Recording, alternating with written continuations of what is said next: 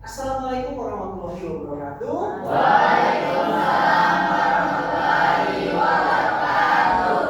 Selamat siang, salam sejahtera buat kalian semua. Hari ini saya akan memberikan mata kuliah kepada kalian, yaitu pengantar ekonomi pembangunan. Pertama-tama alangkah tidak abdolnya jika kita tidak saling berkenal. Benar kan? Tak kenal maka tak sayang. Jadi saya mulai dari saya dulu. Perkenalkan, nama saya Ariel Siswantoro. Saya dari dosen ekonomi pembangunan Fakultas Ekonomi dan Bisnis Universitas Profesor Dr. Hazairin Sarjana Hukum. Nah, hari ini saya akan mengabsen teman-teman sekalian di sini. Yang pertama, Nurta Ayun, ada? Oke, yang kedua Puja. Ada Puja? Hadir ya. Pesi? Hadir. Dalita? Aldi Aldo? Sorry ya, salah ya. Terus Kain, Hengki, Fajri. Oke, ada Fajri Kurnia? Izin. Oke. Selvi Julianti? Oke, ada Meriana Damayanti? Oke, ada Marta Putri Effendi? Oh, izin juga. Pak. Terus Vivin Haryani, ada Delvi. Oke, Delvi ada. Ferdiansa. Oke, ada Anissa. Oke, ada Juliana. Oke. Herlina, ada Herlina? Oke, ada Herlina. Syara.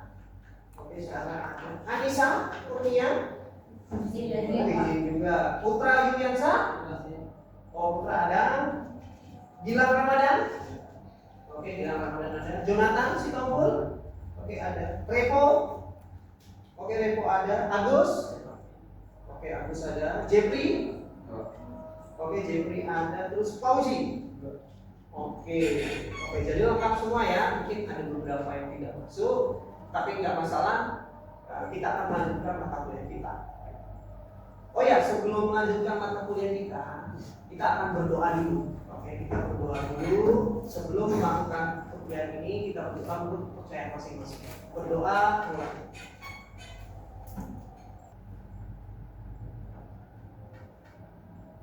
Selesai. Oke, setelah doa kita langsung masuk ke perkuliahan kita. Yang pertama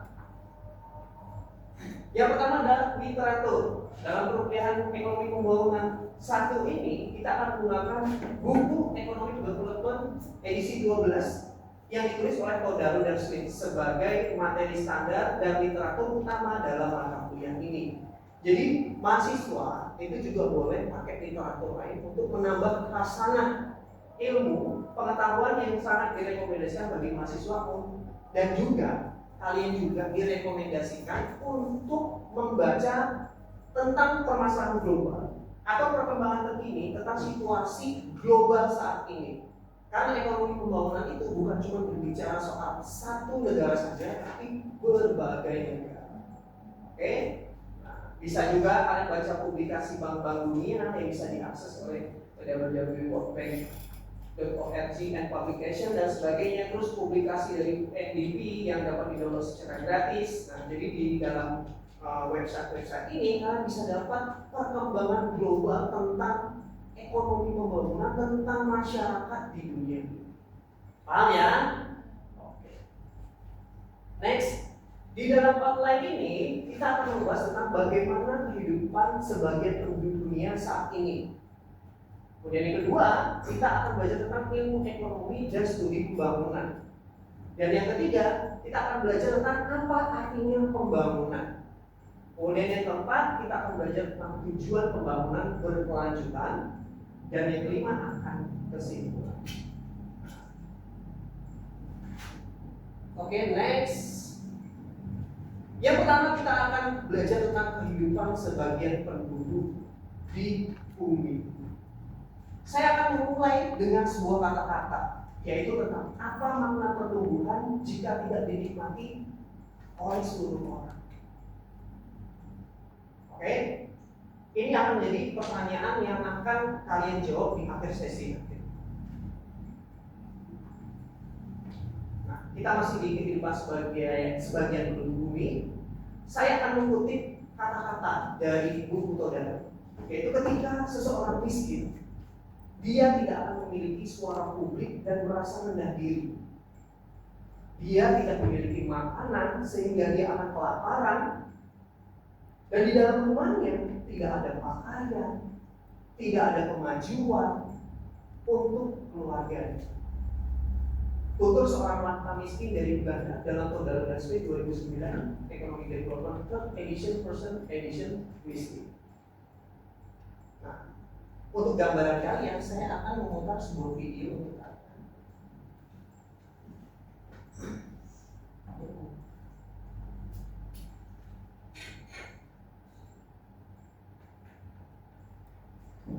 Oh sorry, jadi kategori ini. Nah,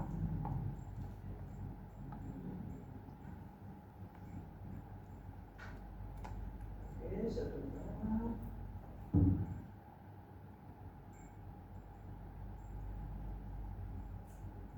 Nggak ada suaranya ya?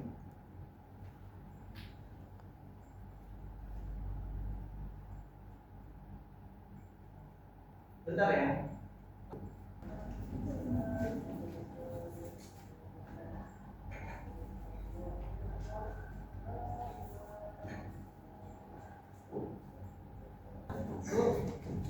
Ini adalah kisah Dewi dan Putri, dua anak perempuan dari Indonesia. Dewi berasal dari keluarga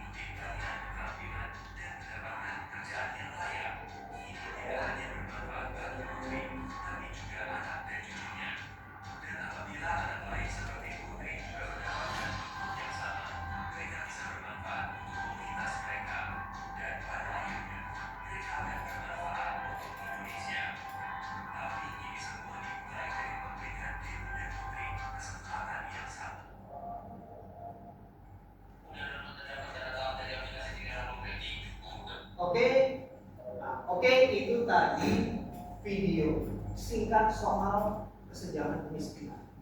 Ya, nah saya akan meminta pendapat dari semua audiens ini sebagian lah ya. Saya akan minta pendapat soal video tadi. Nah, pertama-tama dari kamu, siapa namanya tadi? Putra. Nah, Putra, menurut kamu gimana Putra soal video tadi? Apa yang bisa kamu simpulkan dari video tadi? Gak boleh sama ya. Ingat, pemikirannya tidak boleh sama. Nyerempet dikit nggak apa-apa, tapi jangan sama. Oke? Baik, mulai dari Putra. Gimana Putra menurut kamu Putra soal video kita tadi? Kalau dari video tadi bisa disimpulkan bahwa keluarga Dewi itu memiliki segalanya, enggak? Keluarga si Putri itu tidak memiliki dan juga banyak sekali kekurangannya.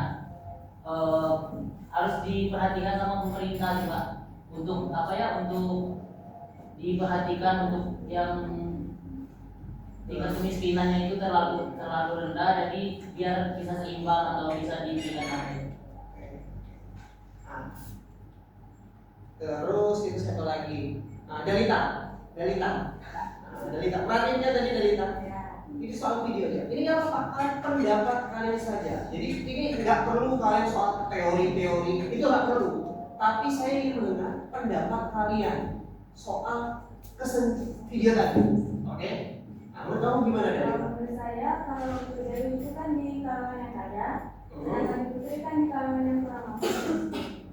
Jadinya kesenjangan yang terlalu jauh. Kesenjangan. Ya, jadinya kesenjangan di Indonesia. Karena di Indonesia ini pemerintahnya kurang memperhatikan masyarakat yang kurang mampu. Mereka lebih dominan, lebih ke orang yang kaya, fasilitasnya.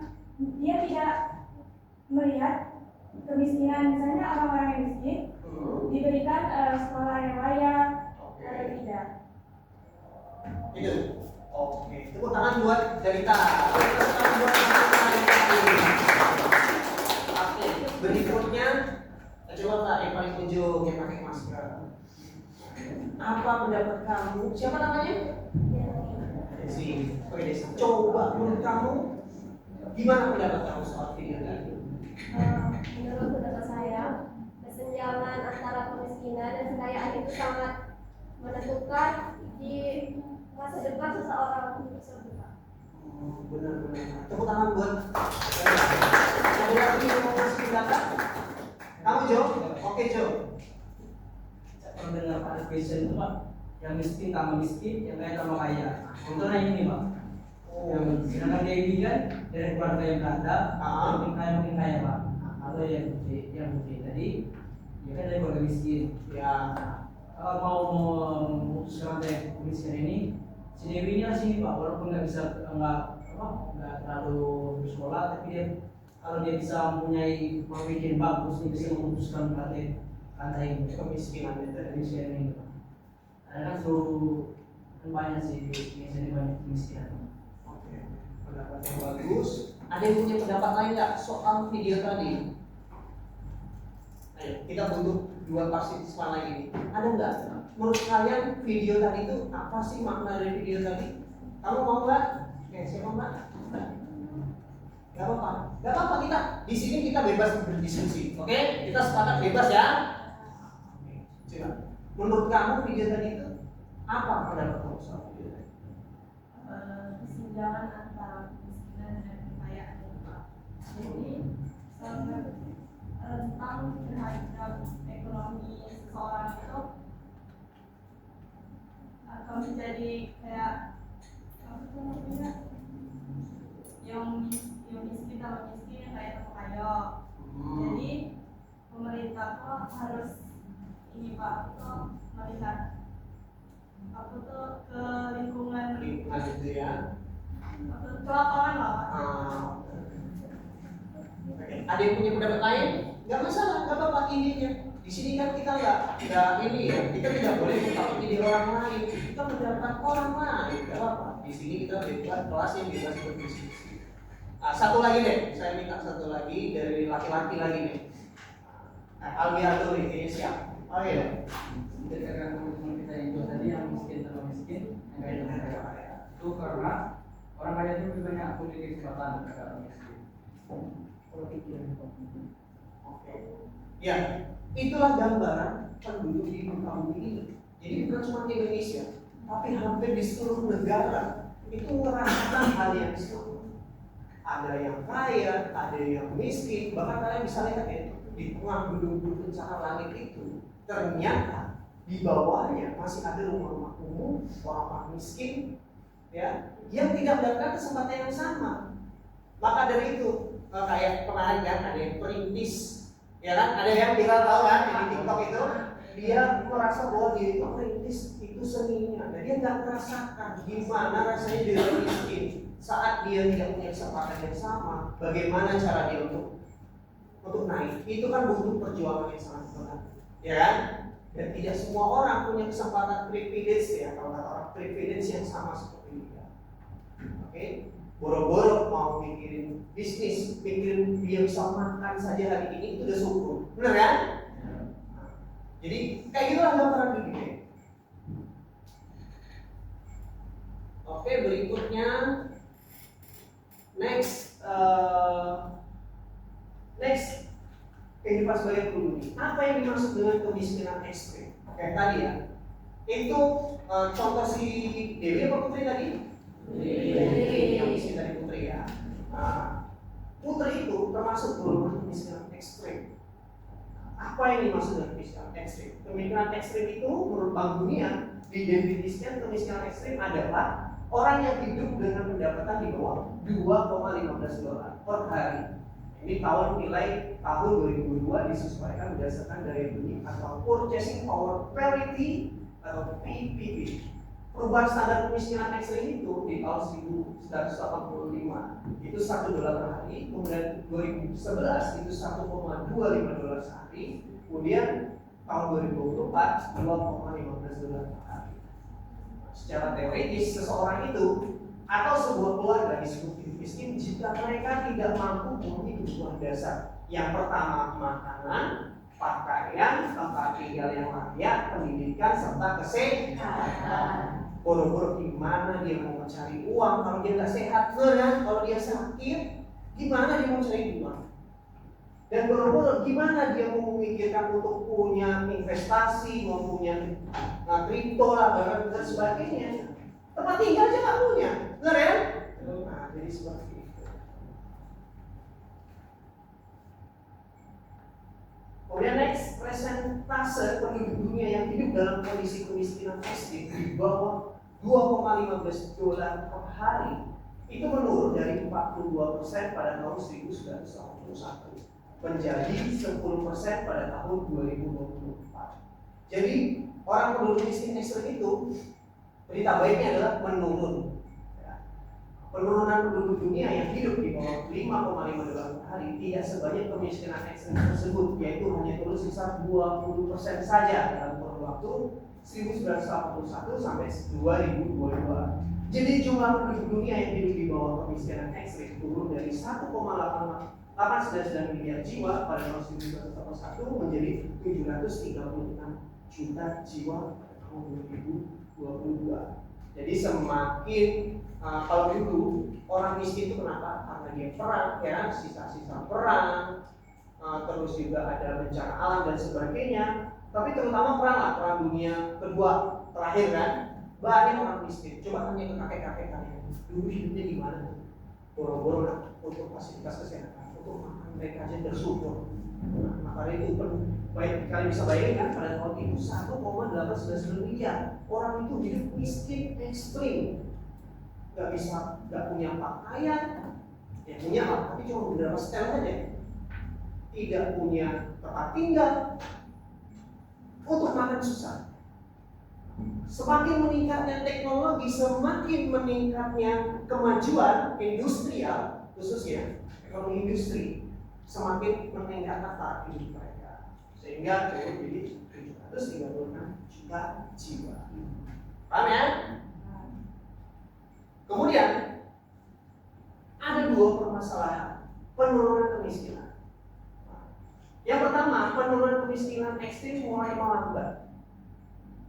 sepanjang tahun 1990 sampai 2022, kemiskinan ekstrim itu turun lebih dari 25%, atau rata-rata setiap tahun turun 1%. Jadi tiap tahun itu turun 1% orang miskin ekstrim. Namun di dalam periode 2013 sampai 2022, kemiskinan ekstrim itu hanya turun 1,3%, atau rata-rata penurunan per tahunnya hanya 0,65%. Jadi artinya kemiskinan itu melambat, ya kan? Kalau dulu dari tahun 1990 sampai 2022 itu turunnya drastis, itu turun 1%, turun 1%. Namun saat tahun 2013 itu udah mulai melambat. Jadi turunnya udah mulai lambat. Jadi orang miskin sekarang itu malah susah untuk kaya, atau bahkan malah nambah, ya kan? Nah, permasalahan berikutnya adalah penurunannya itu tidak merata. Ternyata penurunan kemiskinan ekstrim itu tidak merata di seluruh negara. Di dunia ini tidak merata. Kalian bisa lihat data di sini. Untuk daerah East Asia Pasifik itu penurunannya tajam banget, memang banyak banget. Tapi coba kalian lihat di Latin Amerika yang P91. Terus daerah Eropa, Sentral Asia, dan terlebih lagi Middle East dan North Africa. Ya, kalian bisa lihat di daerah Afrika hanya turun 3,6, minus 3,6 dibandingin sama East Asia. Gak merata kan? Di Asia Pasifik ini daerah kita nih, South Asia dan Asia Pasifik, mungkin penurunannya tajam. Banyaklah orang udah bisa jadi kaya atau naiklah derajatnya jadi kelas menengah.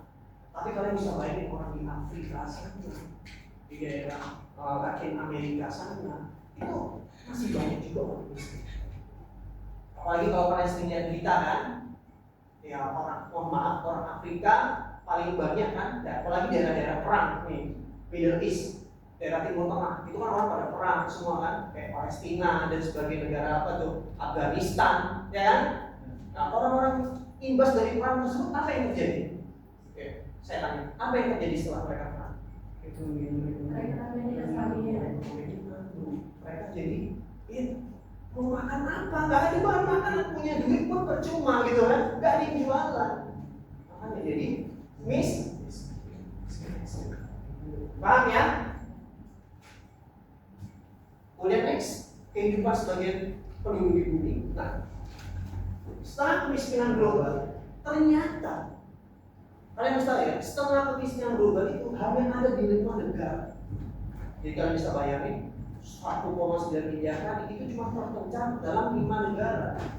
Setengahnya dari 726 juta penduduk di dunia ini dalam kondisi kemiskinan ekstrim pada tahun 2024, setengah di antaranya berasal dari 5 negara, yaitu India, Nigeria, Kongo, Ethiopia, dan Bangladesh. Sebanyak 85% kemiskinan ekstrim berasal dari 2 kawasan, yaitu Selatan Asia Selatan dan Sub-Sahara Afrika. Nah, kira-kira ada yang tahu nggak mana negara Asia Selatan, yang mana deh dari 5 itu? Ada yang bisa jawab kan? India, Bangladesh. India, Bangladesh. Nah, terus kalau yang dari Afrika, Kongo, Nigeria. Kongo, Nigeria, dan Ethiopia. Dan kalian tahu rata-rata 2 dari negara ini, Kongo dan Ethiopia, itu adalah negara perang.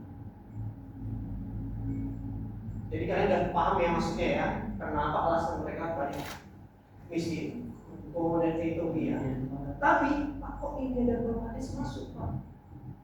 Maksudnya India film-film Bollywood orang-orangnya banyak yang kaya kan? Banyak yang apa kalau jumping gimana tuh ya? Nah, kan banyak tuh kan video-video orang India yang ini walaupun kalau street foodnya kayaknya kurang juga ya. Nah tapi kenapa? Ada yang tahu nggak kira-kira alasannya? Kenapa India dan Bangladesh kok bisa jadi 5 negara yang menyumbang kemiskinan global? Karena mereka India itu tidak terbuka pada masyarakat. Itu boleh satu. Ada yang punya jawaban lain? Ayo. Adanya ketimpangan kemiskinan antara si kaya dan si miskin. Oke, bisa jadi. Oh ya, dia masih ada kasta. Kamu gimana Kak? Soalnya kan India itu ada kastanya.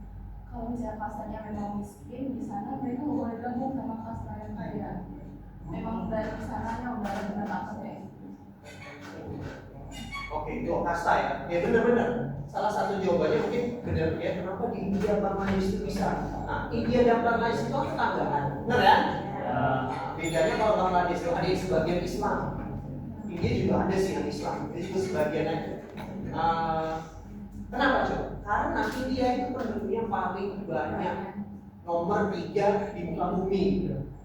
Yang pertama China, yang kedua Amerika. Nah, yang tiga ini India. Jangan-jangan yang naik ya, India nomor 2 kan? Masih tiga. Masih 3. Nanti kita searching lagi.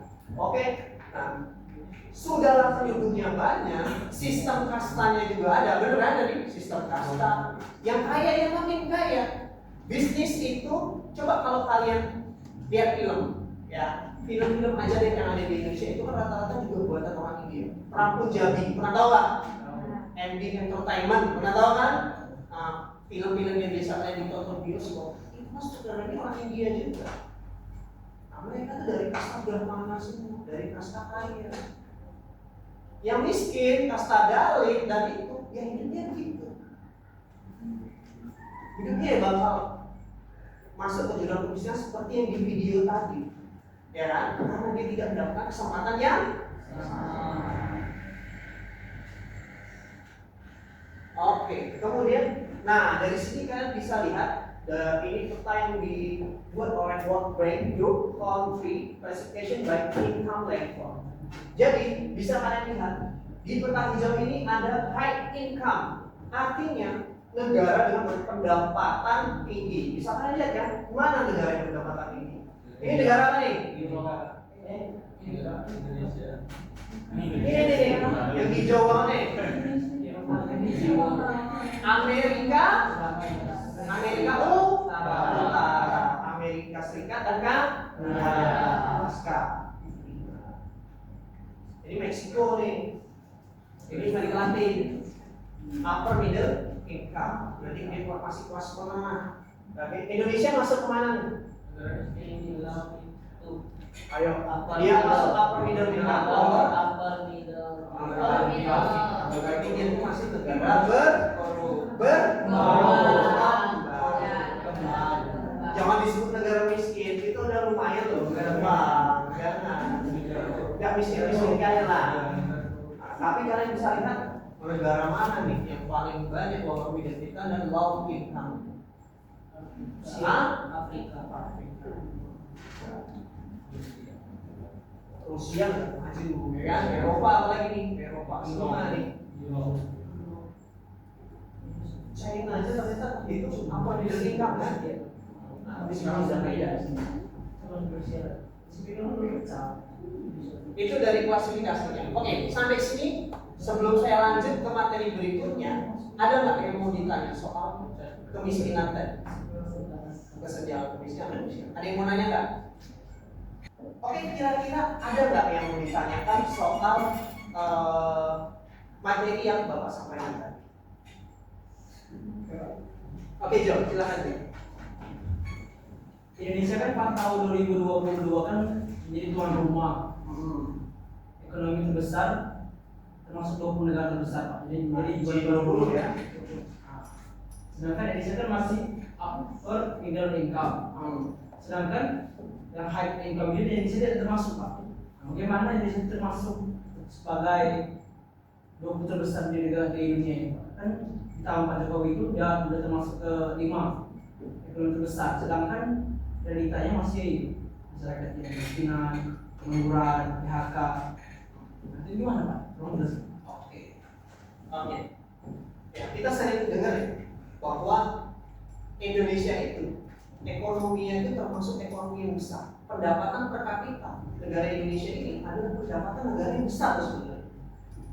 Dari Singapura aja deh, kita contoh Singapura. Singapura ini negara yang kecil, betul ya? Iya. Tapi kenapa dia dikatakan negara maju? Karena pendapatan per kapita itu tinggi dibandingkan dengan penduduknya yang hanya segitu. Kenapa Indonesia itu bisa masuk tadi ya? G20 tadi, G20 kenapa dia bisa masuk G20? Karena Indonesia itu boleh dia berpendapatan besar, pendapatannya besar, per kapitanya besar, ya kan? Itulah yang menyebabkan dia masuk karena ekonomi. Bayangin nih, barang-barang yang diciptakan dari situ itu namanya ya, kalau anak manajemen ya, kalian pasti butuh. Misalnya kalian mau produksi suatu barang, pasti kalian cari pasarnya, bener kan? Pasti kalian pengen cari tempat penjual barang tersebut, bener kan? Indonesia posisi berapa dalam penduduk dunia terbesar? 4 atau 5, bener kan? Nah, posisi 4 penduduk terbesar di muka bumi. Jadi bayangin berapa pasar, berapa orang yang bisa beli barang-barang itu. Maka dari itu Indonesia itu kenapa dia masuk di 20? Karena termasuk target konsumen terbesar dunia. Makanya Amerika, China, kalau mau jual barang pasti ke Indonesia juga, benar kan? iPhone loh laku di Indonesia, benar kan? Nah, banyak orang-orang yang merasa ingin elit kan, yang ingin elit punya iPhone banyak kan? Di Indonesia 240 jutaan penduduk Indonesia nih. Berarti berapa banyak barang bisa dijual di sini? Benar kan? Makanya Indonesia ini merupakan potensi, makanya dipandang dunia. Jadi kalau Indonesia ini sampai nggak bisa dipandang dunia itu udah keterlaluan banget dengan pendapatan negara terbesar, sumber daya alam yang besar, apalagi sumber daya manusia. Paham ya, Jo ya? Kenapa Indonesia itu bisa masuk G20 padahal kok kayaknya kita nih kayak negara miskin gitu-gitu kan pemerintahnya. Bagaimana pendapatan bagaimana, tapi kenapa? Karena kita ini pasar besar, apalagi kita ini dikenal sebagai negara konsumen, benar kan? Mana jarang kan yang kita tidak impor, apa yang kita tidak impor? Semuanya impor. Kita sering impor juga. Itulah beras impor, cabai impor, padahal kita bisa nanam sendiri, benar kan? Jadi kalau nggak ada kita nih, mau kemana mereka impor? Paham ya? Ada lagi pertanyaan? Oke, Galon. Program atau kebijakan global apa yang paling efektif dalam menurunkan angka kemiskinan? Oke, kebijakan global apa yang tepat untuk mengatasi kemiskinan? Sebenarnya banyak kebijakan pemerintah yang telah dilaksanakan untuk mengentaskan kemiskinan. Salah satunya adalah bantuan sosial, kesehatan gratis. Nah, kayak saya ambil contoh di Indonesia aja. Sekarang di Indonesia pendidikan gratis kan sampai ke SMA, benar kan? Kalian SD, SMP, SMA, nah itu masih bayar ya? Oh bayar, negeri bayar ya? Oh ya ya. Bagus nih, ada pendapat lagi ternyata walaupun gratis, katanya pendaftarannya gratis, ternyata membayar, benar? Nah, padahal itu adalah salah satu solusi untuk mengentaskan kemiskinan. Tadi dari contoh si Putri tadi, ya, si Putri tadi kenapa dia tidak bisa melanjutkan hidup lebih baik? Karena pendidikan, benar? Dia berhenti sekolah waktu SD, benar? Coba kalau dia punya kesempatan kayak si Dewi, bisa sekolah, bisa kuliah, apa yang terjadi? Mungkin kehidupannya lebih baik. Kayak sama kayak kalian sekarang di sini, salah satunya adalah untuk menjadikan hidup kalian lebih baik, ya kan? Nah, gitu. Itu salah satunya yang pendidikan. Jadi sistem pendidikan digratiskan atau bantuan pendidikan. Kemudian yang kedua, kesehatan gratis. BPJS kan sekarang udah, kalau kita ambil contoh di Indonesia ada BPJS, benar kan? Nah, BPJS sekarang bisa berubah secara gratis. Walaupun ada juga sih buat bayar-bayarannya ya. Nah itulah berarti namanya kehidupan di dunia ini tidak semua tuh bisa gratis, benar gratis gak ada. Ya, kesehatan, terus juga tempat pemukiman yang layak. Ya, caranya adalah memberikan tempat pemukiman yang layak. Banyak orang di dunia ini pasti dia ingin mencari tempat yang nyaman, benar nggak? Ya. Mau gimana kita hidup dimanapun itu, mau kita hidup di Amerika, mau hidup dimanapun itu, pasti kita harus kembali ke rumah, karena rumah itu tempat yang nyaman, ya kan? Nah, kalau kita tinggal di tempat yang tidak nyaman, misalkan bising, terus juga misalkan tempat tinggal yang bocor, banjir, terus apa yang terjadi? Gak nyaman kan hidup kita? Kita bisa sakit, kita bisa hidup kerja susah dan sebagainya. Maka itu tempat tinggal yang layak, yang nyaman, itu salah satu cara untuk pengentasan kemiskinan. Jelas ya kan? Apalagi secara global itu sama di muka bumi ini yang namanya orang miskin yang butuh dibantu supaya dia bisa. Oke, ada pertanyaan lain? Oke, silakan. Pertanyaannya, apa permasalahan utama yang menjadi kendala dalam pengentasan kemiskinan di Indonesia? Oke, kendala utama Ya, dalam pengentasan kemiskinan di Indonesia. Oke. Kendala dalam pengentasan kemiskinan di Indonesia yang pertama adalah yang benar tadi, korupsi. Langsung dijawab oleh Jo. Ada yang punya pendapat lain nggak? Pertama korupsi. Ada yang jawaban lain? Pengangguran. Oke. Apa? Ada jawaban lain nggak? Kamu ada jawaban lain nggak? SDM rendah. SDM yang rendah, kualitas sumber daya manusia yang rendah. Ada yang lain? Sumber daya alam jadi dikelola dengan baik. Gimana? Sumber daya alam. Olah sumber daya alam. yang tidak bisa dikelola dengan baik. Tidak dikelola dengan baik. Oh iya, itu jawaban salah satu jawaban juga. Ada yang lain ya? Lapangan pekerjaan sedikit. Lapangan pekerjaan. Wih, bener banget itu. Nah, salah satunya seperti itu. Benar tadi. Jawaban teman-teman semua benar. Salah satunya adalah lapangan pekerjaan yang sedikit. Benar nggak? Ini mungkin akan masuk diri kalian loh. Karena ini sebentar lagi mau lulus. Benar kan? Kalian mau lulus mau apa? Mau kerja. Benar nggak? Kalau mau kerja, berarti kita harus memikirkan setelah kalian lulus mau kerja apa. Tapi lapangan kerja sedikit. Karena kalau lapangan kerja sedikit kompleks banget sebenarnya masalah yang harus dijelaskan. Indonesia ini adalah penduduk terbanyak. Salah satu penduduk terbanyak di dunia. Benar kan? Artinya banyak juga anak mudanya yang butuh pekerjaan. Sedangkan pekerjaan atau suatu industri apa tuh lapangan pekerjaan itu paling banyak diciptakan oleh industri. Industri berupa apa? Ya pabrik, PT, terus lapangan usaha dan sebagainya. Itulah yang menyerap pekerjaan paling banyak. Benar kan? Nah, sedangkan kalau mau bikin usaha di Indonesia gimana? Izinnya ribet, terus harus bayar ormas, benar kan? Ada ormas, pemalakan dan sebagainya, izin susah. Nah, terus juga ya, harus ada orang dalam masuk ya kan, rekrutasi sumber daya manusia. Benar tadi, sumber daya manusia yang tidak kompeten yang dimasukkan. Cuma gara-gara mentang dia kenal orang dalam, kenal paman di situ kan, nah, dia bisa masuk dengan mudah dapat kerja. Paham ya?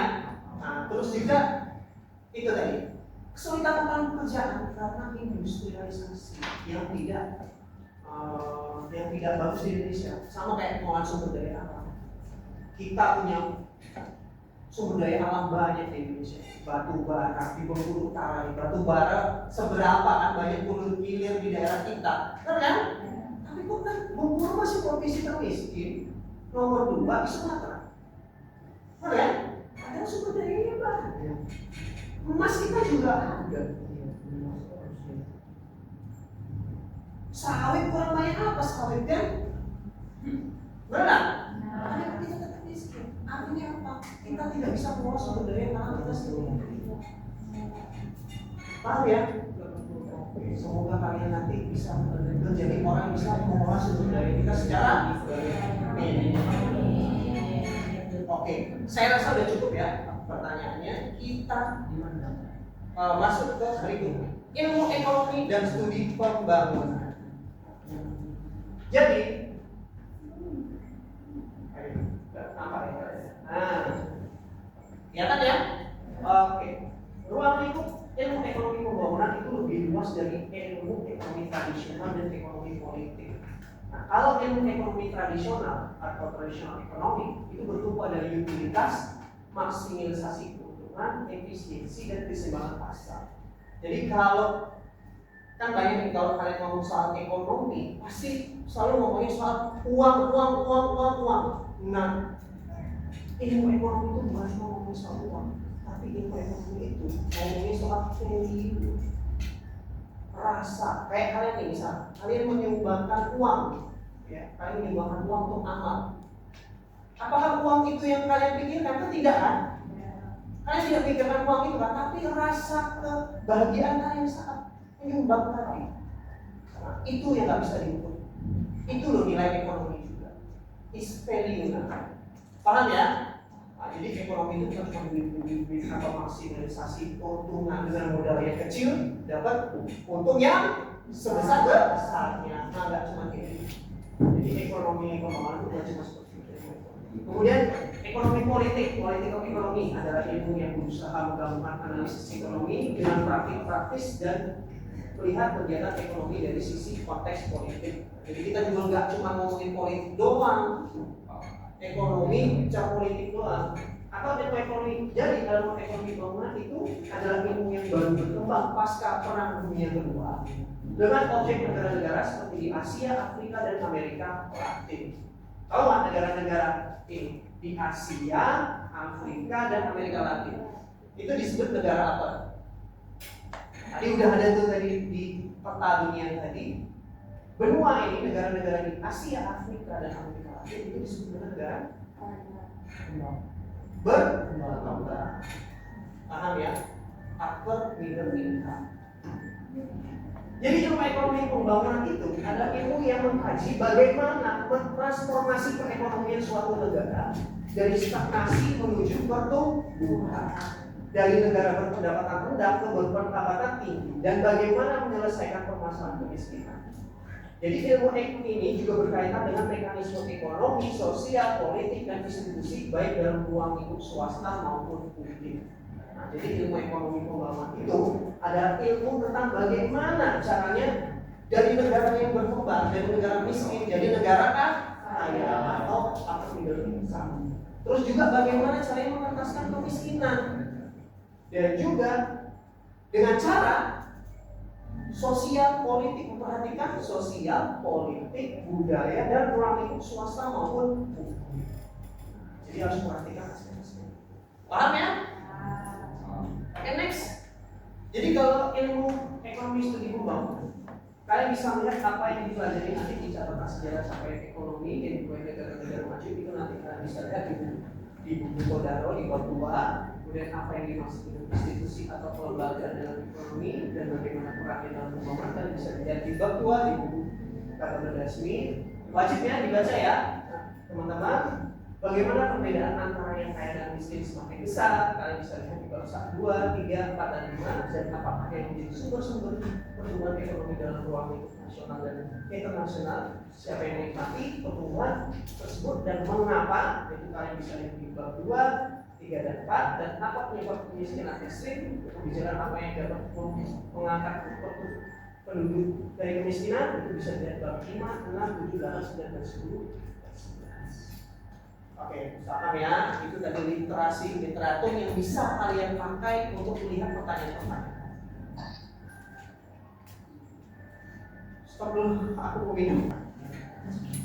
Oke, kita next lanjut. Oh iya, silakan WC bentar. Jadi kalau teman-teman mau WC atau cuci muka dulu nggak apa-apa, izin aja nggak apa-apa. Ya. Nah, oke kita lanjut ya. Lanjut ilmu ekonomi dan studi pembangunan, yaitu tentang manusia dan masyarakat. Jadi manusia dan masyarakat ini akan memenuhi pemenuhan kebutuhan material dan non material yang berkaitan dengan apa? Berkaitan dengan yang diinginkan dan tidak diinginkan. Nah, jadi seseorang dalam memenuhi kebutuhannya, dia pasti akan jadi manusia untuk dapat bertahan hidup dia pasti harus memenuhi kebutuhan material dan non material. Apa itu materialnya? Makanan, minuman. Non materialnya apa? Ya jalan-jalan, healing. Kalian suka healing nggak? Suka. Dong, memang liburan, siapa yang mau liburan, benar kan? Nah itu salah satu non materialnya. Karena hidup itu kan bukan cuma ini kan, bukan cuma soal nyari duit, tapi juga harus ada di ibadah, ya kan? Juga liburan, ya kan? Menikmati hidupnya. Nah, itu yang berkaitan dengan apa yang diingat dan tidak diinginkan. Pasti kalian punya keinginan kan, pengen punya mobil, pengen punya apa lagi, motor baru, HP baru, ya. Nah, gimana cara memenuhi kebutuhannya? Ya cari mobil kebutuhan. Dan semua itu ada nilai-nilainya. Ya. Jadi ilmu ekonomi itu tidak hanya terkait dengan analisis teoritis, jadi angka-angka doang enggak kayak gitu. Dan kuantitatif, tetapi juga berkaitan dengan nilai-nilai yang dapat mempengaruhi pembangunan.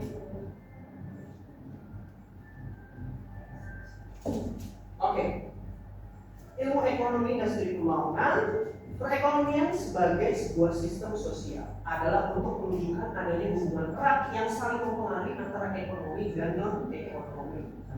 Terlalu besarnya bobot yang diberikan kepada modal dan pertumbuhan dan kurangnya perhatian pada aspek kelembagaan dan struktural menjadi penyebab kegagalan kebijakan pembangunan dalam sejarah Rico, dalam modal dan sebagainya. Jadi variabel-variabel ekonomi itu berpengaruh pada berhasil tidaknya kebijakan pembangunan. Nah, kalian pasti bertanya, kenapa kok pembangunan kita, kebijakan pembangunan di Indonesia ini kok tidak pernah berhasil? Masyarakatnya masih miskin, masih banyak yang miskin, masih banyak yang tidak sejahtera, ya kan? Itu pasti ini dalam pertanyaan kalian. Karena kenapa terjadi kegagalan? Karena tidak ada aspek kelembagaan, kurangnya perhatian pada aspek kelembagaan dan struktural. Kalian bisa bayangin nggak? Banyak data-data yang beredar di Indonesia ini adalah data-data yang salah atau tidak sesuai dengan standar. Kayak kemarin ini data orang miskin di Indonesia itu bisa diukur dengan pendapatan makan 20.000 sehari. Ya mungkin ibu guru oke lah, tapi kalau di Jakarta kalian bisa bayangin orang 20.000 sehari bisa hidup. Makanan di situ makan nasi bungkus aja sudah harga 20.000-an. Pokoknya 25 20.000. Itu paling mahal itu 20.000. Sekali makan. Bukan yang betah sekali makan. Enggak kan? Nah, jadi kalian bisa bayangin itulah salah satunya kebijakan-kebijakan yang tidak sesuai dengan kenyataan yang ada di lapangan itu membuat kegagalan kebijakan pembangunan. Makanya kebijakan itu ibarat ini, kebijakan dilakukan bukan dengan orang yang tepat. Harusnya kebijakan itu dilakukan dengan orang yang tepat. The right man, the right place. Orang yang tepat di tempat yang tepat. Paham ya? Paham ya? Nah, orang sarjana, orang yang di Kementerian Agama berarti harus sarjana agama. Dia belajar tentang agama, tentang manajemen agama dan sebagainya. Orang yang ada di dalam Kementerian Kombigi, artinya dia harus lulusan IT, benar nggak? Yang paham tentang IT, tentang teknologi. Bukan orang pertanian kelautan, gimana nanti jadinya? Ya kan? Dia cuma, ya walaupun bisa belajar lagi, tapi kan kalau orang belajar sudah dari bidang itu, pasti dia lebih paham tentang bidang itu. Benar nggak? Kemudian apa yang dimaksud dengan pembangunan? Ukuran-ukuran ekonomi tradisional. Jadi pada masa lalu, pembangunan itu hanya dilihat sebagai fenomena ekonomi saja. Sehingga ukuran-ukuran ekonomi tradisional itu ada di GDP dan GDP per kapita. Nah, yang menjadi indikator ini dicapainya suatu tolak ukur keberhasilan. Nah, jadi ukuran-ukuran kalau kita memakai ukuran-ukuran ekonomi tradisional bahwa kalau suatu negara itu dikatakan maju kalau pertumbuhan ekonominya itu tinggi, GDP-nya tinggi, Ya kan? Kalian pasti sering dengar di televisi dan sebagainya. GDP kita ingin meningkat 8% dan sebagainya. Ya kan? Tapi ternyata GDP itu tidak bisa menjadi tolak ukur. Karena apa? Nah, ini karena ini. Misalkan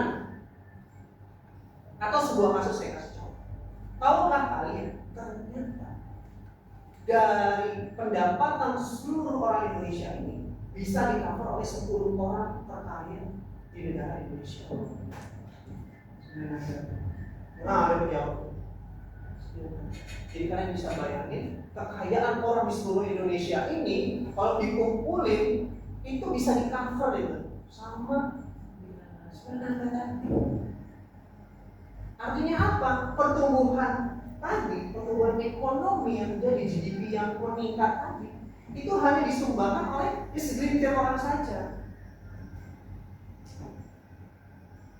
Jadi kalau kamu mau sekaya apa kayak Timothy Ronald gitu kan, idola Gen Z kalian ini kan, itu ternyata hanya menyumbang sedikit. Masih tetap banyak aksi dan anggaran yang punya tambang yang punya. Maka dari itu pertumbuhan ekonomi itu nggak bisa jadi tolak ukur keberhasilan suatu negara. Yang kaya dia kan, tapi yang lain belum tentu, benar nggak? Maka dari itu pertumbuhan ekonomi itu terjadilah peningkatan pendapatan per kapita, sehingga mengakibatkan trickle down effect yang artinya kebijakan industrialisasi untuk mengubah struktural ekonomi mengabaikan sektor pertanian dan kepentingan masyarakat di desa. Nah, karena tadi pertumbuhan ekonomi yang dikejar kan, akhirnya dia bikin banyak pabrik. Tapi ternyata pabrik-pabrik yang diciptakan tadi itu industrialisasi yang terjadi itu tidak mengabaikan sektor pertanian dan kepentingan masyarakat di desa. Kan bisa banyak lihat kan, jalan-jalan di desa pada rusak. Benar nggak? Siapa yang tinggal di Bengkulu Utara? Ada yang tinggal di Bengkulu Utara? Yang tinggal di Bengkulu Utara. Itu cuma satu ya. Tapi di Benteng, Bengkulu Tengah ada 4 orang, 5 orang, 6 orang ya. Nah, tinggal di Bengkulu Tengah. Kalian bisa bayangin jalannya rusak nggak? Rusak. Karena apa? Karena dilewati oleh mobil batu bara, sama mobil sawit, ya kan? Udah berapa banyak orang meninggal gara-gara sawit? Mana? Ditabrak mobil sawit, ditabrak mobil batu bara, nggak itu. Jalan yang rusak, bener kan? Saya dulu kalau mau balik kampung, saya asli juga dari utara. Itu pasti banyak banget ada di kendala, jalan rusak. Malas banget saya pulang dari itu. Karena jalan rusak tadi. Artinya apa? Pembangunan tadi itu ternyata tidak diperhatikan masyarakat desa. Masih banyak orang-orang desa tersebut yang sekitarnya tadi, sekitar pabrik tadi yang miskin. Oke. Itu artinya pertumbuhan yang terjadi karena industrialisasi tadi itu tidak menggambarkan tentang kesejahteraan masyarakat.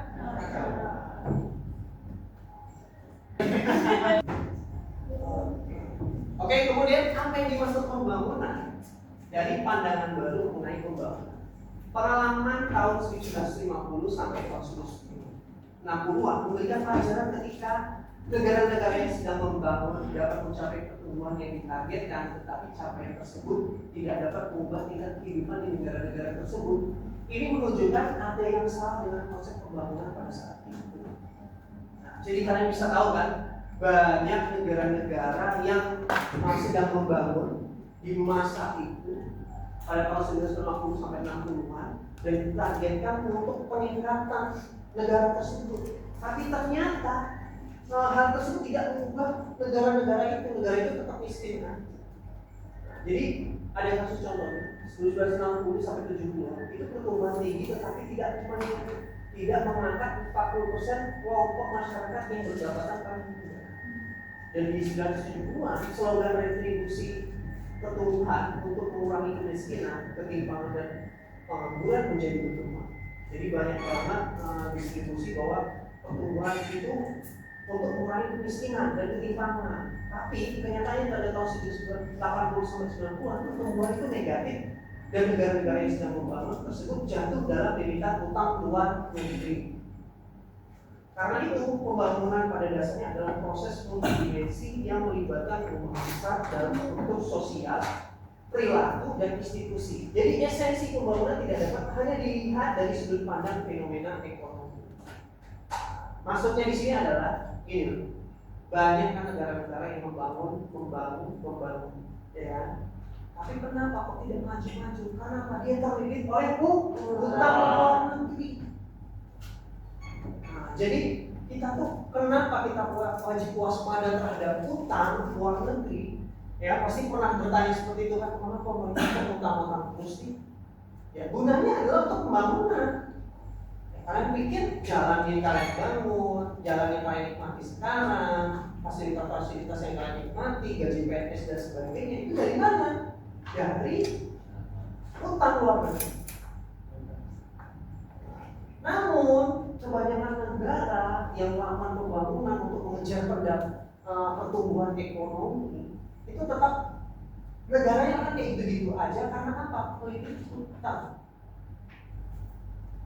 Jadi bukan cuma manusia ya, bukan cuma kalian aja ya. Kalau kalian aja kalian utang, akhirnya hidupnya hancur. Benar banyak kan? Kalian punya cerita-cerita tetangga, rumah sebelah rumah atau tetangga manapun kalian yang terjebak utang, akhirnya kehidupannya sengsara atau gimana.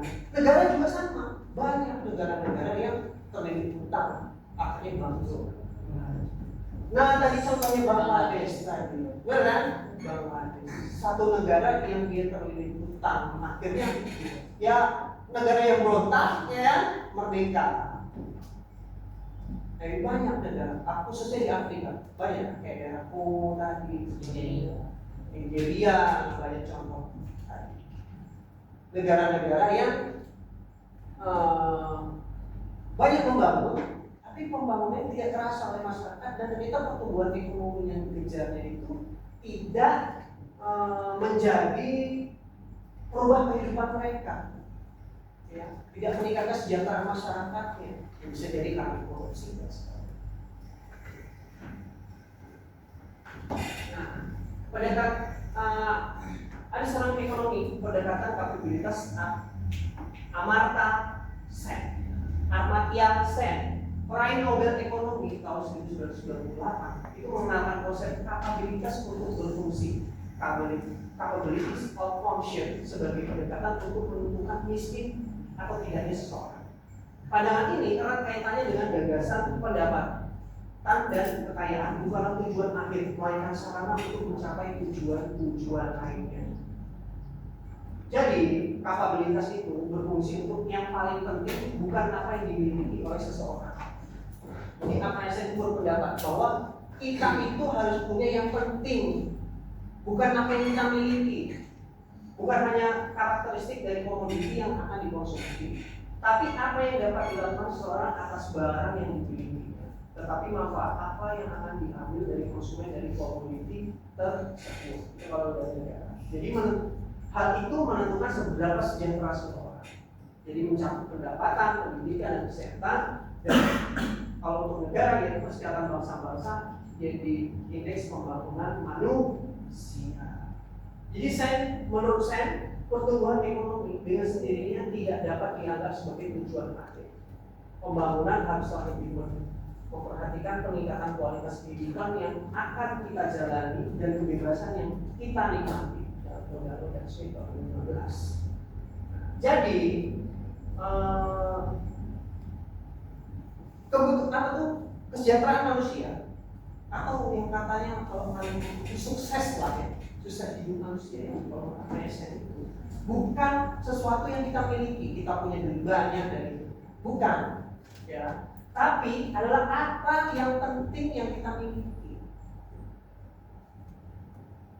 Contohnya gimana?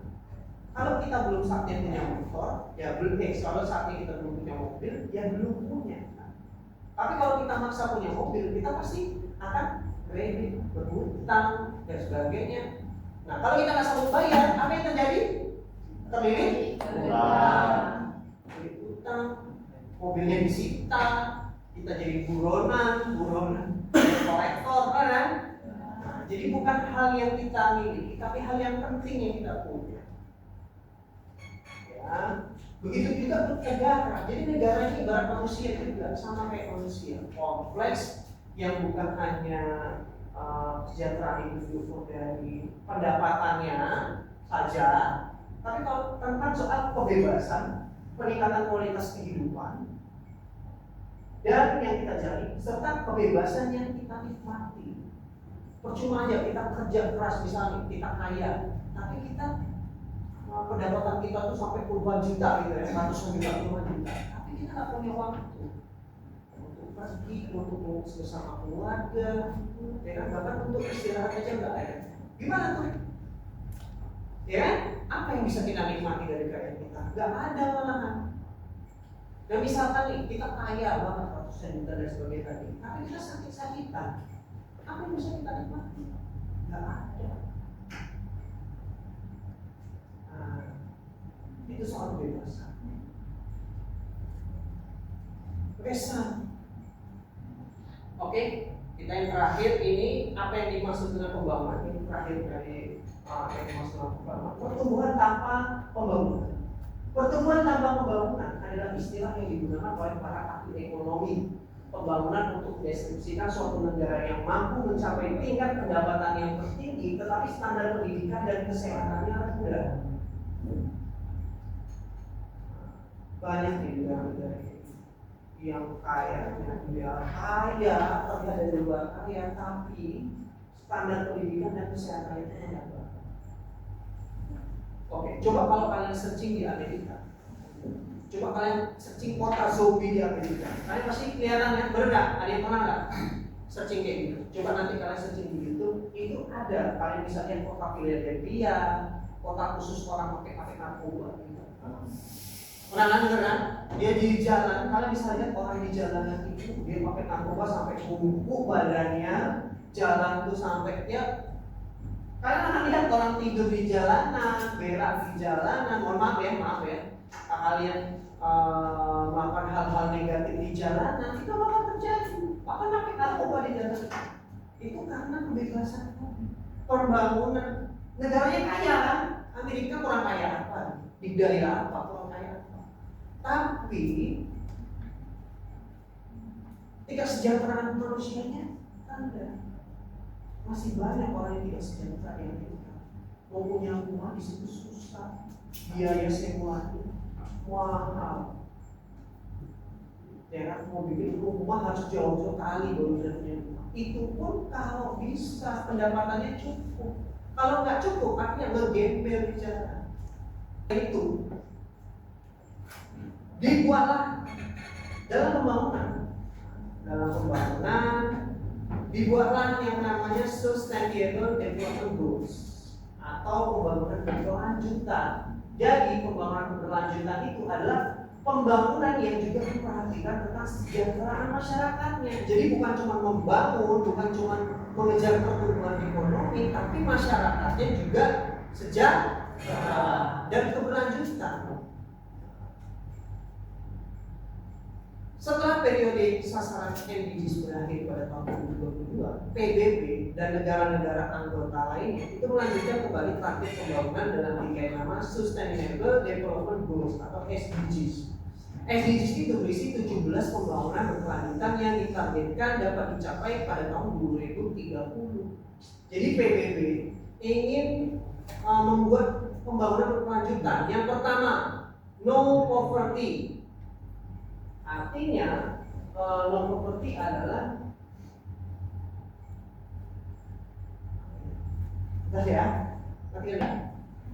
Oke, yang pertama adalah no poverty, tidak adanya kemiskinan. Artinya tidak, yang ditargetkan sampai 2030 adalah tidak adanya orang miskin di dunia ini lagi. Tidak ada orang yang merasakan kemiskinan lagi. Ya, namanya orang yang berpenghasilan rendah itu pasti, ya. Orang tertentu itu pasti, tapi tidak ada orang yang miskin yang tidak bisa punya pakaian, tidak bisa punya rumah, tidak bisa makan, ya itu nggak ada lagi. Zero hunger, jadi tidak ada orang yang kelaparan. Jadi diharapkan 2030 tidak ada lagi orang yang akan kelaparan, tidak bisa memenuhi gizinya. Paham ya? Kalian bisa paham nggak? Ternyata ada orang kelaparan 2030 ini. di belahan dunia yang lain saat ini kita sedang duduk bisa minum saat ini, ternyata ada orang lain yang kelaparan, tidak bisa untuk dapat setetes air aja susah. Paham ya? Apalagi sesuap nasi. Nah kalau mereka nggak makan nasi, roti deh, susah deh. Ada loh orang yang kelaparan. Oke, jadi yang dikatakan oleh 2030 dari PBB adalah tidak adanya lagi orang kelaparan di muka bumi ini. Yang ketiga itu good health and well-being. Artinya adalah semua orang itu sehat, tidak ada lagi orang yang sakit-sakitan di dunia ini. Artinya penurunan kesehatan orang yang sakit itu diharapkan menurun.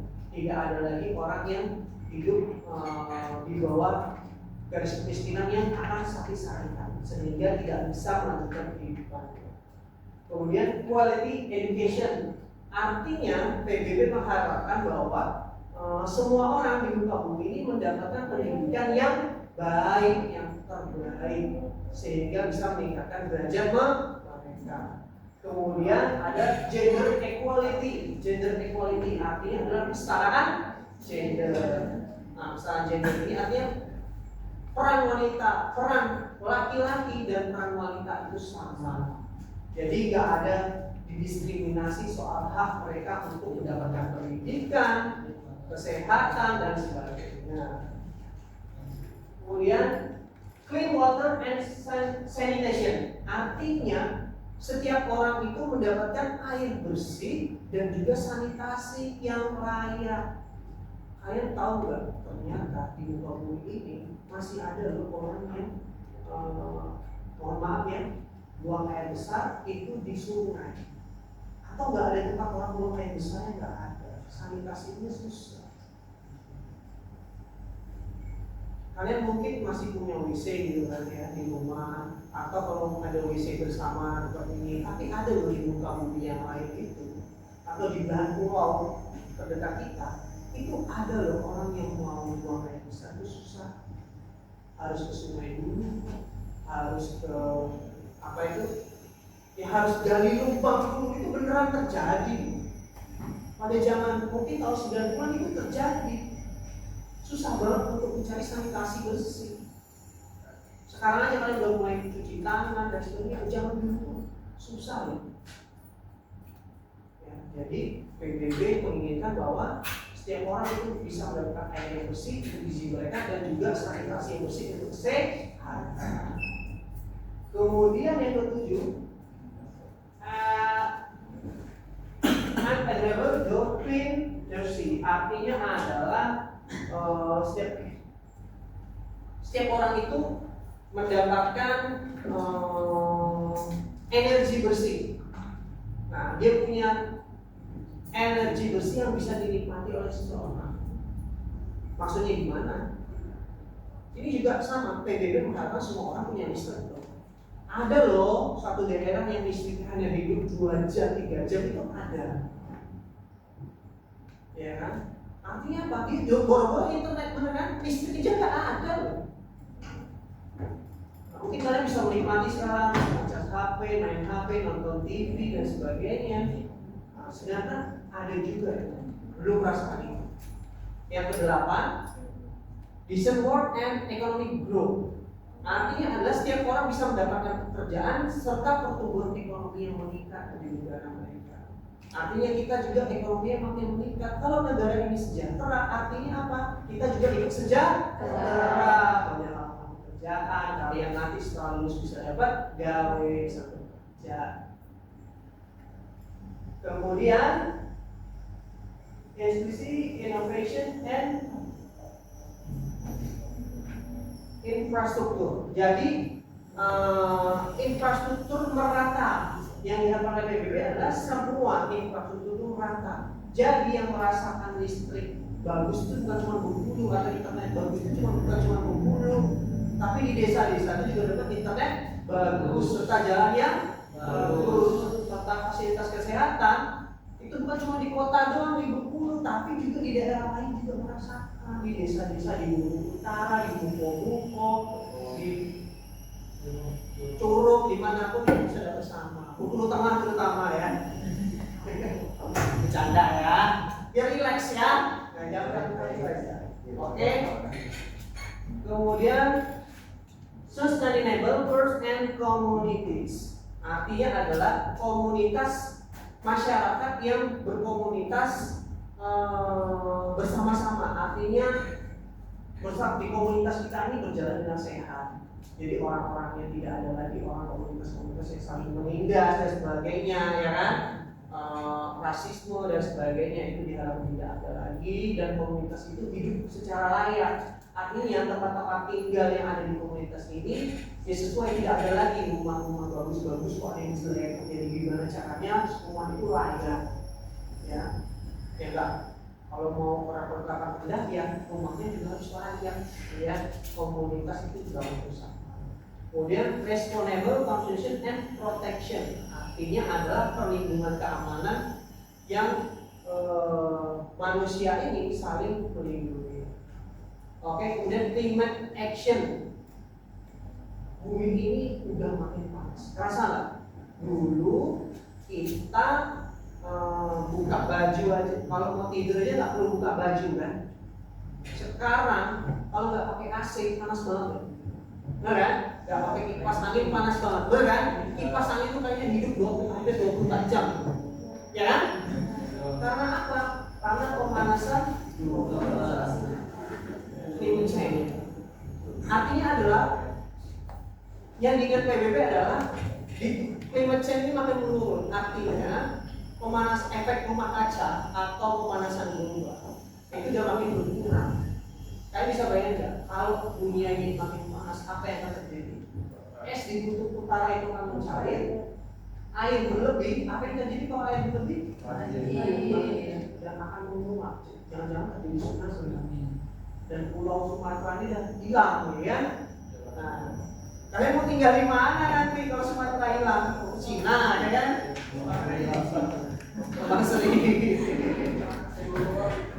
Oh ya, jadi jangan-jangan kalau coba tenggelam gimana? Iya. Mau kemana kita lari kan? Coba tenggelam kita nggak bisa lari lagi. Ini apa? Kabar kira-kira mampu nggak menampung semua orang begini? Kayaknya nggak mampu ya. Oke, kemudian like below water, artinya adalah air bersih, sungai-sungai bersih, air laut bersih. Nah, kalian bisa lihat kan sekarang di pantai panjang kita adalah berapa banyak sampah tapak padri itu.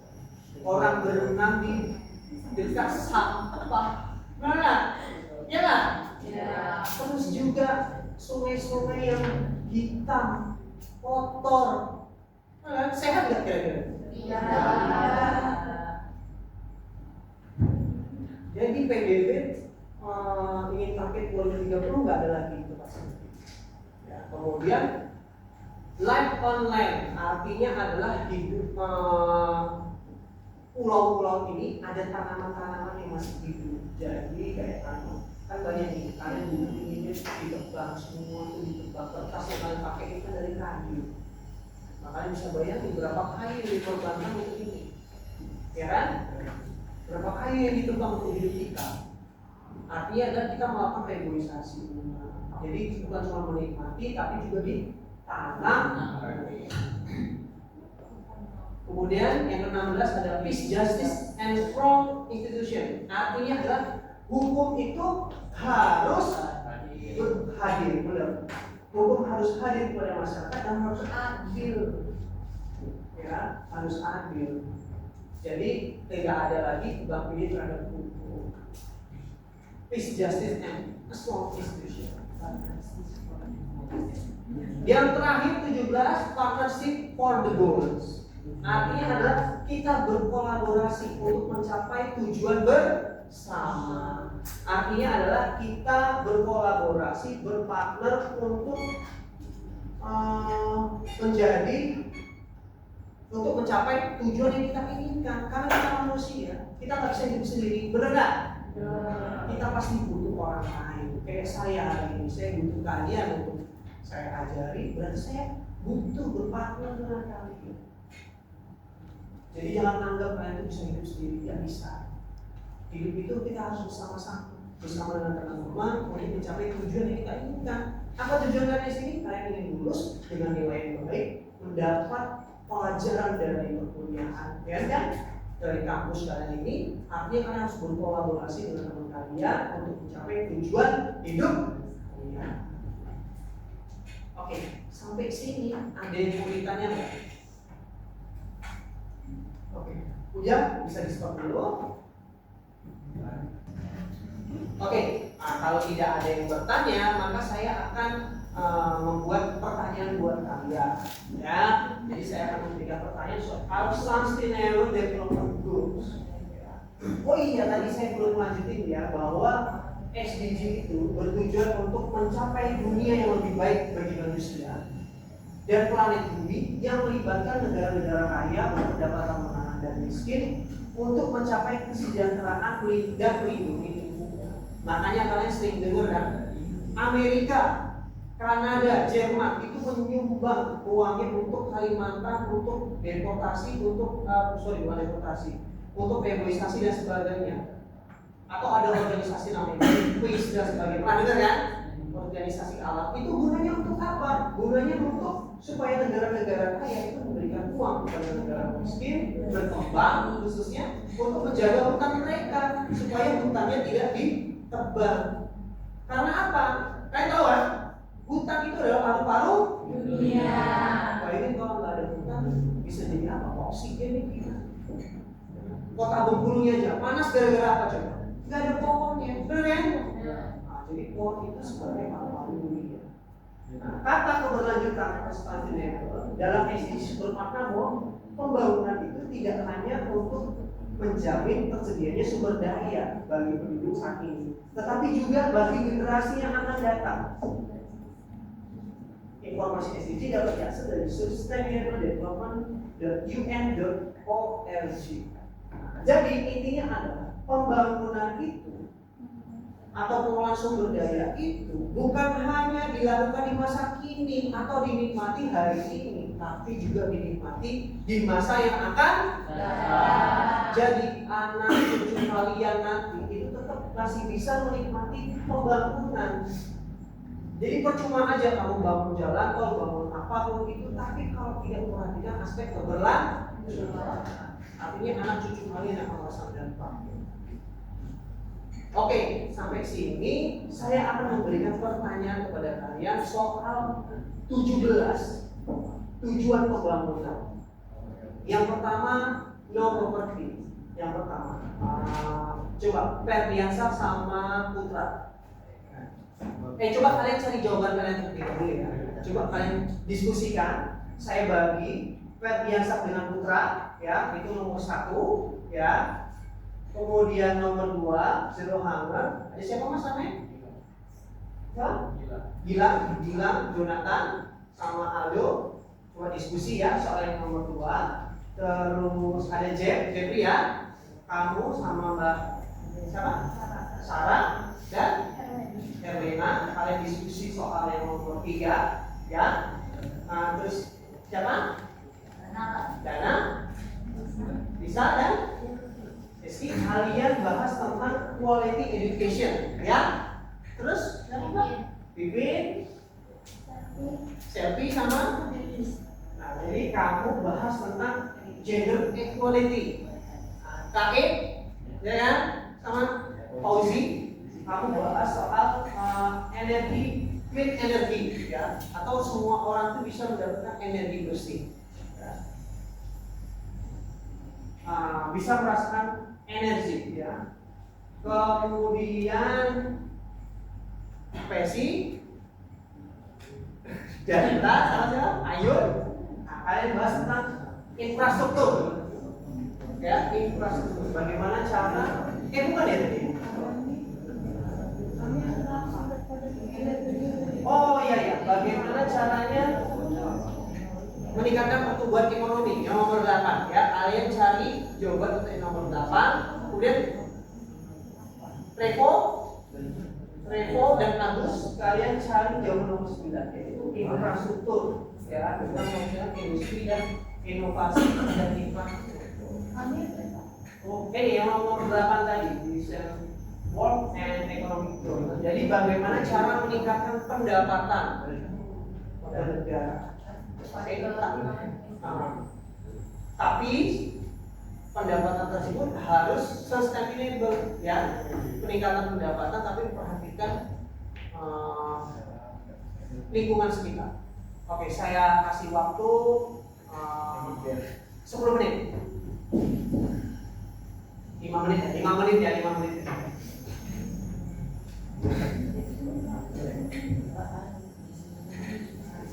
Oh, oke, silakan. Hah?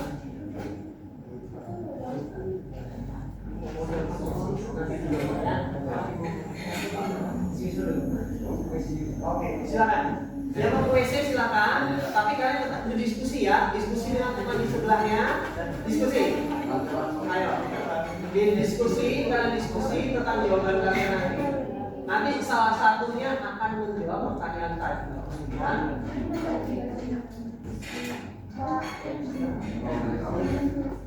Oh ya, silakan WC.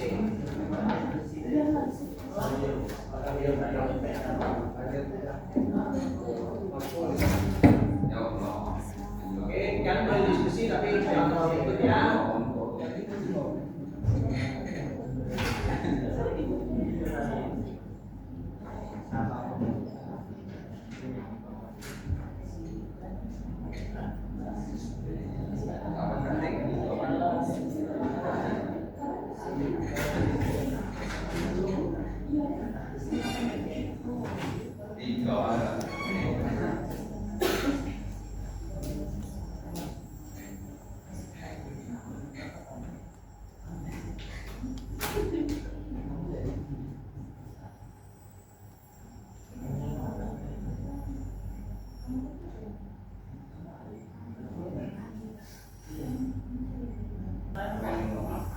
Belum balik ya? Oh ya, nanti aja, gak apa-apa. Yang siap aja yang akan kita tanyakan. Nanti kalau saya sudah siap dengan jawabannya, langsung jawab. Oke? Sudah siap ya? Oke, kita langsung aja. Untuk nomor berapa nih? Kita balik lagi. Oh, dari nomor 1 aja. Putra, udah siap Putra? Oke, udah siap. Oke, Putra sama Ferdi. Kayak mana menurut kalian? Bagaimana caranya untuk menangani no poverty, tidak ada kemiskinan? Mungkin dari saya dulu Pak. Saya untuk mengatasi bagaimana tidak ada kemiskinan itu dengan pendidikan yang berkualitas yang merata Pak. Karena menurut saya penyebab kemiskinan itu salah satunya kebanyakan SDM-nya itu tidak mempunyai pendidikan atau rendahnya pendidikan Pak. Seperti cuma taman SD. Jadi salah satu utama untuk menghilangkan kemiskinan itu dengan pendidikan Pak. Karena dengan pendidikan itu bisa meningkatkan kapasitas individu tersebut Pak. Terus selanjutnya dengan peluang kerja yang layak dan merata Pak. Karena penyebab kemiskinan juga salah satunya banyak pengangguran Pak. Kadang bukan hanya penyebab pengangguran itu dari SDM-nya mungkin berbeda atau dari perusahaan tersebut yang mungkin sasaran itu di luar ini Pak. Di luar ya, maksudnya syarat-syaratnya tidak sesuai dengan kapabilitas kita. Gitu ya. Putra, ada jawaban lain nggak? Kita yang menambahkan aja Pak. Mungkin yang selanjutnya itu akses terhadap kesehatan dan gizi. Karena orang miskin seringkali sulit mengakses layanan gizi. Banyaknya kurangnya kesehatan juga Pak. Yang selanjutnya sistem jaminan sosial yang tepat sasaran. Program seperti PKH, BLT dan sembako harus benar-benar tepat sasaran. Karena banyak juga kasus yang kelas-kelasnya udah di atas malah yang dapat gitu Pak. Iya. Jadi orang yang kaya malah yang dapat bantuan, kan? Iya. Orang yang benar-benar membutuhkan malah banyak. Iya. Baik Pak. Oke, tepuk tangan buat Putra dan Ferdiasa. Ayo, yang zero hunger, jadi tidak ada kelaparan.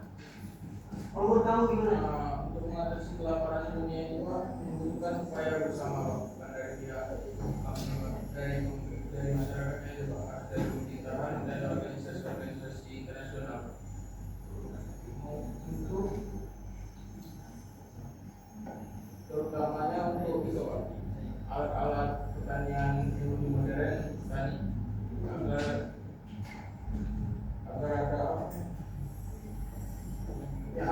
panen lebih meningkat ya. Jadi jumlah panen lebih meningkat, jumlah ya kalau padi bisa lebih meningkat. Supaya tidak impor lagi. Bayangin kalau kita itu impor terus, ya kan? Kalau saat negara yang tujuan kita impor dia masih barang, apa yang terjadi? Laparan, kita mau nyari barang gimana, bener kan? Nah misalkan nih, kita sudah tergantungan untuk impor barang padi misalkan. Makanan, kalian makan beras kan? Ya. Kalian makan nasi kan? Ya. Kalian nih, kalau beras itu kita impor dari orang lain. Nah saat negara lain itu nggak mau ngasih ke kita, atau negara lain itu tidak, ternyata dia panennya juga gagal, apa yang terjadi? Stop kita makan nasi, kelaparan di mana? Ya kan? Kita harus cari sumber daya selain nasi. Ini satu itu bisa jawab. Oke, aduh, ada jawaban lain tentang zero hunger? Saya akan menambah jawaban dari teman saya. Oke. Ini kebijakan ini meningkatkan produktivitas dan kualitas pertanian, memperbaiki sistem distribusi dan mengurangi pemborosan, meningkatkan akses pangan dan gizi, melestarikan lingkungan dan mengolah sumber daya dengan baik. Oke. Bagus. Jadi pengolahan sumber daya yang lebih baik. Ini baru datang anaknya. Ayo Jo. Jonathan, menurut kamu bagaimana cara menghilangkan kelaparan? Nol ya, zero hunger.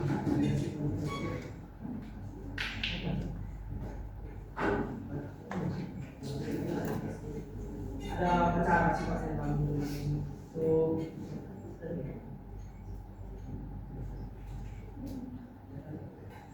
misalnya Pak di meningkatkan produktivitas dan kualitas pertanian. Misalnya kita bisa menambahkan tanaman Pak, seperti padi.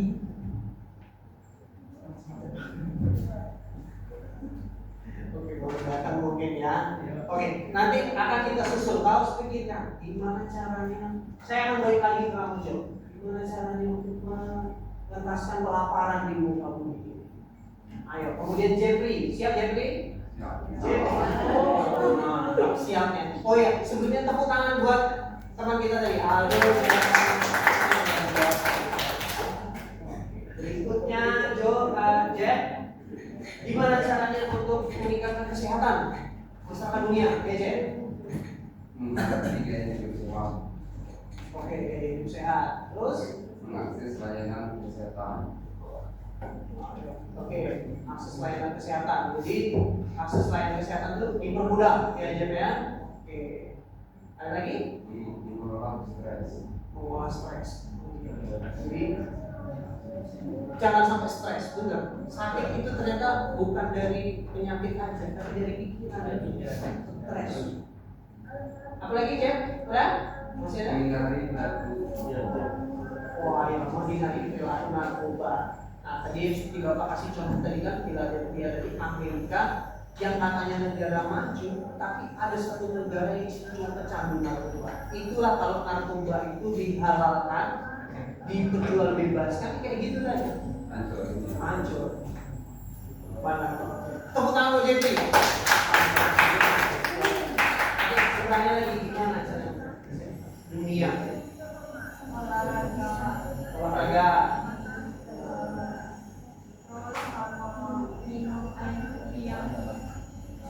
Oh iya, bisa masuk ke air putih ya.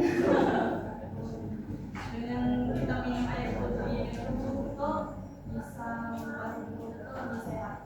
Oke. Ayo, silahkan gimana? Mungkin sebagian dari sudah dijelaskan sama teman saya, mungkin sedikit yang akan saya jawab seperti misalnya memperhatikan asupan makan, seperti mengkonsumsi makanan yang sehat seperti buah-buahan, sayuran, gizian dan protein lemak, beserta mengurangi makanan manis dan terlalu berlemak. Terus juga berolahraga rutin minimal 30 menit atau 150 menit. Juga kita untuk tidur yang cukup seperti 7 sampai 8 jam. Beri tepuk tangan buat teman-teman kita tadi.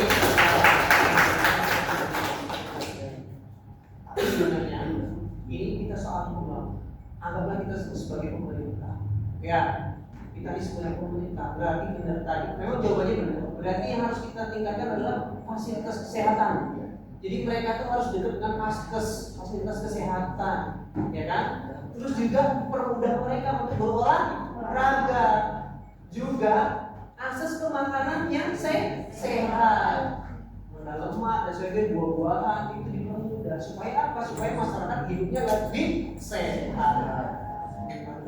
Jadi ini kalau kalian jadi pemimpin, ya misalnya nih, alhamdulillah kalau kalian jadi gubernur, jadi gubernur, bupati nanti, yang harus kalian perhatikan tuh bukan cuma jalan dan sebagainya, tapi juga fasilitas kesehatan yang dekat, terus akses makanan yang mudah, bergizi, terus tempat olahraga.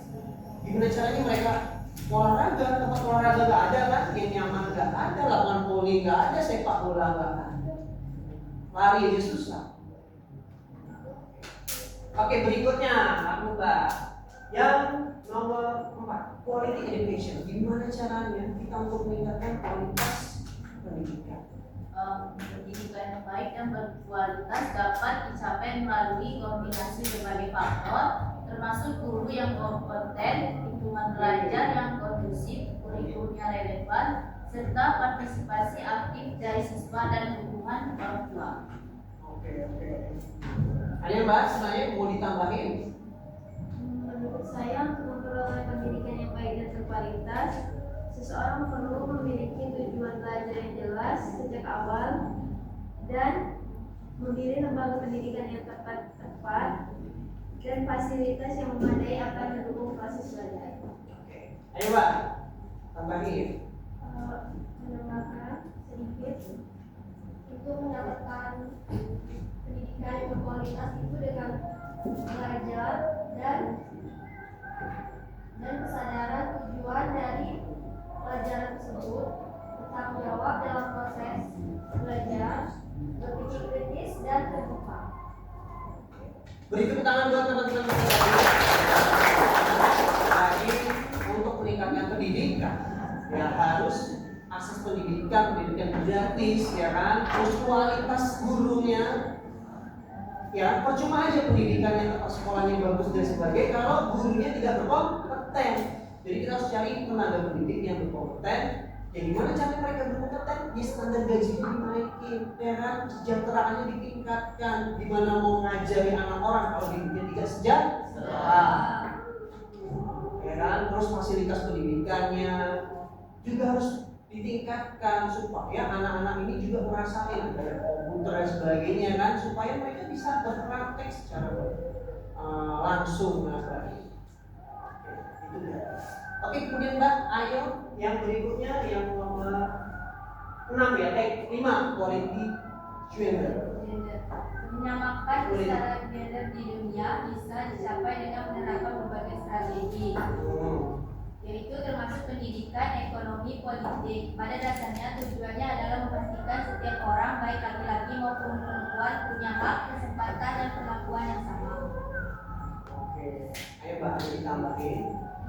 Kesetaraan gender dapat ditegakkan di dunia dengan cara pendidikan yang setara, memberikan akses pendidikan yang sama bagi laki-laki dan perempuan untuk menghilangkan diskriminasi sejak dini, hukum yang adil, menerapkan dan menegakkan hukum yang melindungi hak semua gender tanpa diskriminasi.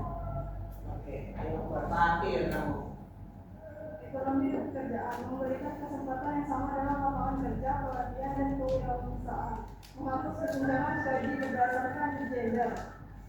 Oke, artinya adalah kebijakan-kebijakan yang dilakukan oleh pemerintah itu harus memperhatikan ke equality gender. Artinya adalah perempuan itu harus punya hak yang sama dari laki-laki. Tepuk tangan buat perempuan-perempuan. Indonesia. Gimana? Oh iya, silakan. Oke, berikutnya, ayo, kait yang nomor 7 ya. Sorry, clean water and sanitation. Gimana caranya untuk mendapatkan air bersih dan sanitasi yang layak? ada beberapa cara untuk mendapatkan air bersih, antara lain yaitu pengolahan air menggunakan teknologi pengolahan air untuk menghilangkan kotoran, bakteri dan zat lain yang tidak diinginkan dari air. Sumber air alami menggunakan sumber air alami seperti sungai, danau atau mata air yang bersih dan terjaga. Oke. Ayo, Fauzi, ada yang mau ditambahkan? Di sini juga ada cara mendapatkan air bersih dari air hujan, mengumpulkan dan menyimpan air hujan untuk digunakan sebagai sumber air bersih.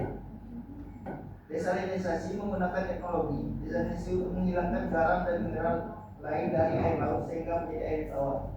Kalau sanitasinya ada nggak? Untuk sanitasi itu tempat ini apa mandi, buang air besar, kecil.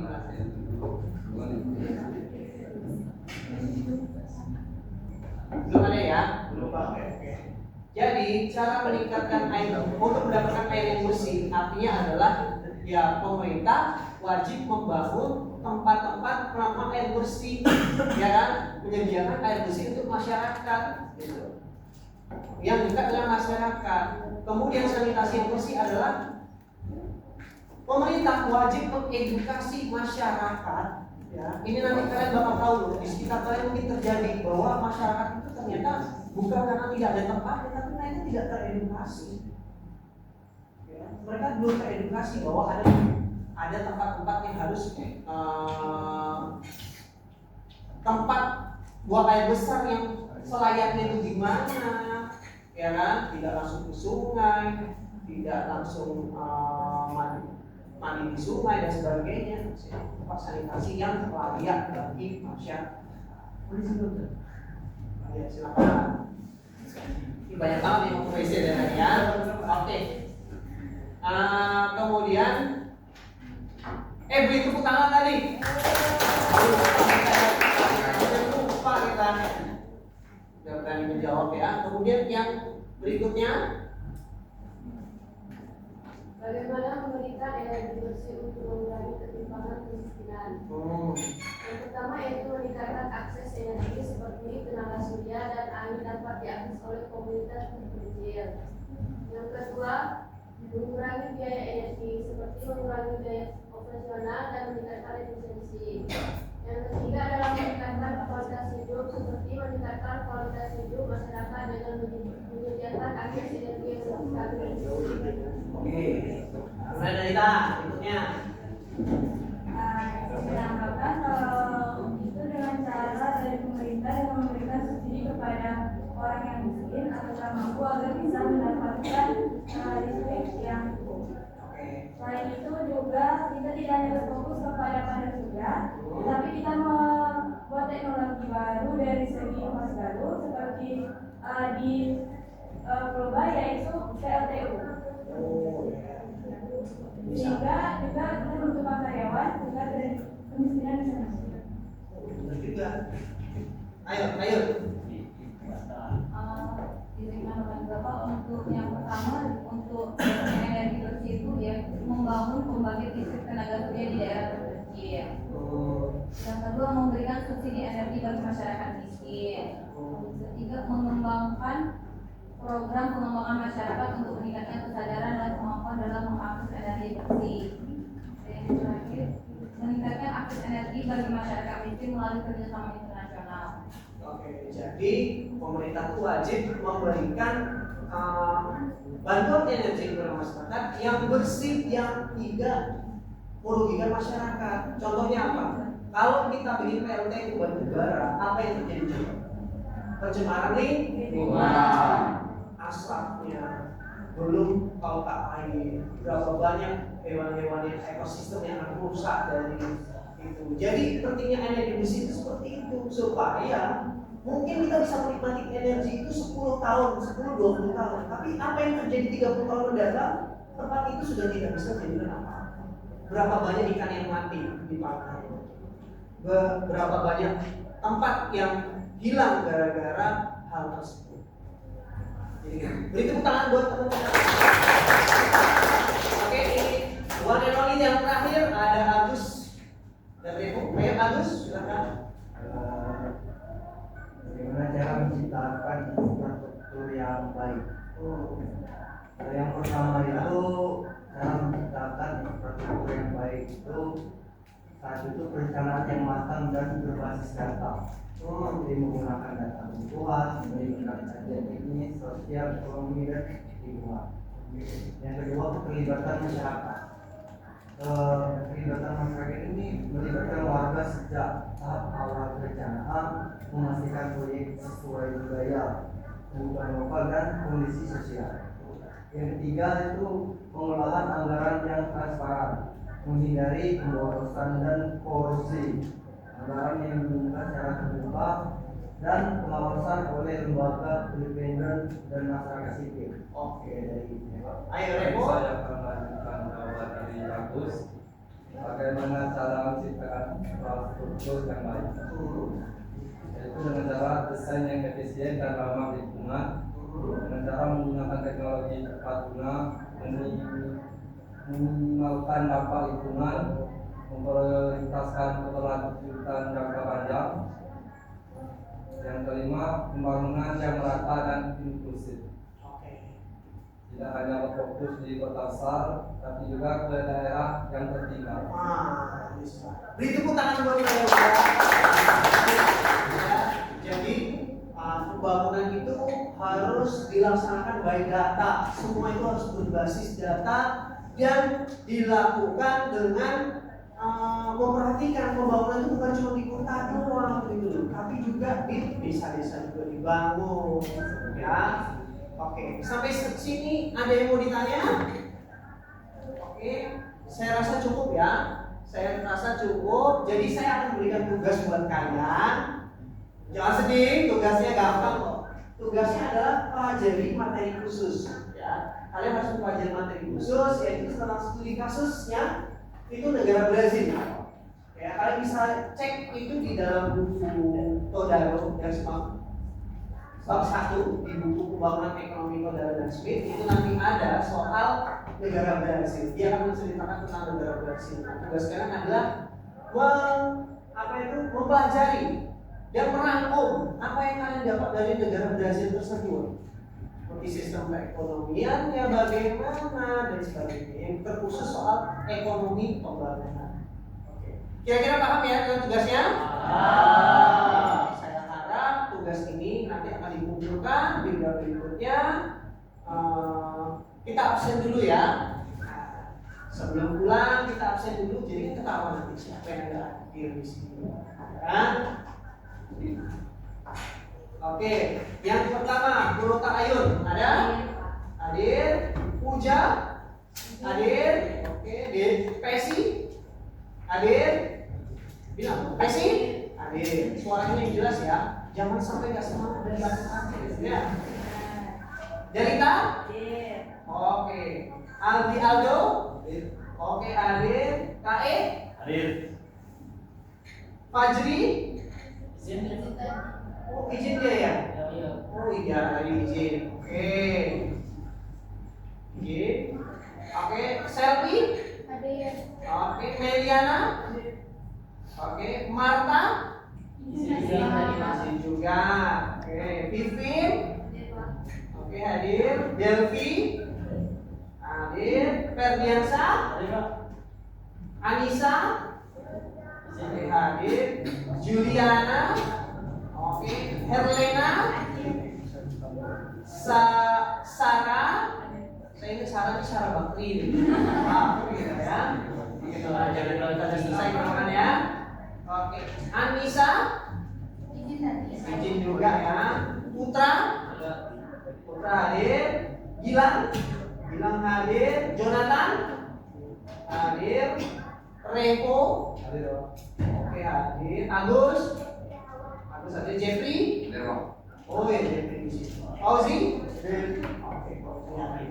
Oke, saya rasa hadir semua. Terima kasih sudah mengikuti mata kuliah ini. Saya harap ilmu yang saya berikan ke kalian semua bisa memberikan insight dan pengetahuan ke kalian semua serta menambah pasangan ilmu. Pak, kemudian saya akhiri. Mohon maaf bila ada kesalahan dalam saya memberikan mata kuliah pada hari ini. Bila ada kesalahan saya mohon maaf dan pada Allah saya mohon ampun. Saya akhiri wassalamualaikum warahmatullahi wabarakatuh. Wah.